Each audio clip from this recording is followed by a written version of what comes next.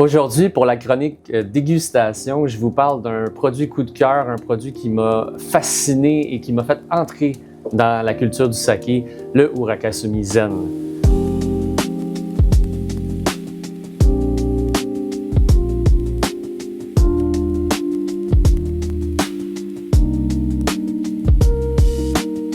Alors, Urakasumi, c'est une brasserie située dans la petite ville de Shiogama qui est connue pour sa production de sel. Shio veut dire sel en japonais. Et donc, pour ses accords aussi avec les fruits de mer et tout ce qui est salin dans les recettes japonaises, tout ce qui est préservation. Donc, la dimension umami est très importante chez Urakasumi. Le Urakasumi Zen est connu dans l'industrie du Japon depuis 50 ans pour avoir donné accès au public, c'est-à-dire à monsieur, madame, tout le monde, au saké de qualité de style Ginjo.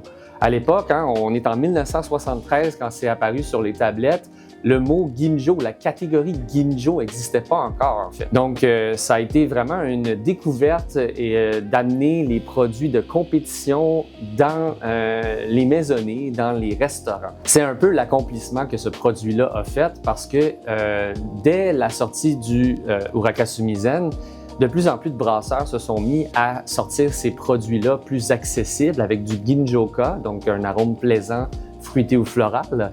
Et on a vu apparaître dans les années 80 ce qu'on appelle le Ginjo Boom, c'est-à-dire que la popularité des Ginjo a monté en flèche. Alors pour le Urakasumi Zen, au niveau des notes aromatiques, on va avoir du melon, on va avoir un côté minéral, un côté crémeux, peut-être une mini pomme verte aussi en arrière. Il y en a qui vont me dire kiwi.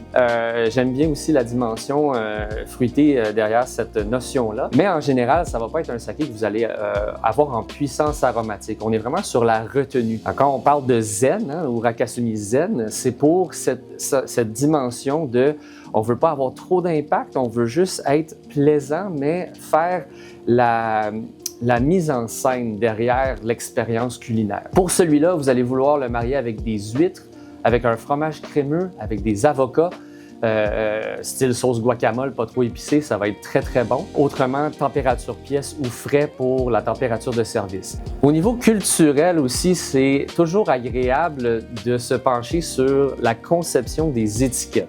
Sur le Urakasumi Zen, on a un papier washi, donc un papier japonais traditionnel, sur lequel on peut voir un Bouddha souriant. Et puis, la plupart des gens vont se concentrer sur ce même Bouddha souriant, alors que la mentalité zen veut qu'on ne se concentre jamais sur l'essentiel, qui est parfois invisible pour les yeux. Donc, le petit Bouddha, en fait, ce qu'il fait, c'est qu'il nous pointe en haut à droite la beauté de la lune. Et c'est cette subtilité-là qu'on cherche à imager à travers l'étiquette. Donc, dans le produit lui-même, ça va être la beauté du Ginjoka qui est tout petit, tout fin en arrière, mais que si on prend le temps d'aller vraiment analyser, on va trouver extrêmement agréable.